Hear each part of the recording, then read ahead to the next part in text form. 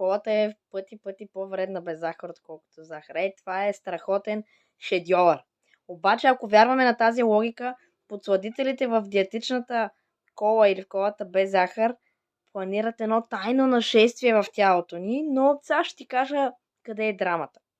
Захарта е доказано, че води до напълняване, до инсулинова резистентност, до диабет, до кариеси, до куп други сърдечно-съдови проблеми и неща с тялото. Подсладителите, научните изследвания показват, че за да има вреда от подсладителите, трябва да изпиеш един басейн с олимпийски размери, за да има някакъв неблагоприятен ефект. Но повечето научни изследвания констатират, че разумното количество са напълно безопасни. Така че изборът е само твой.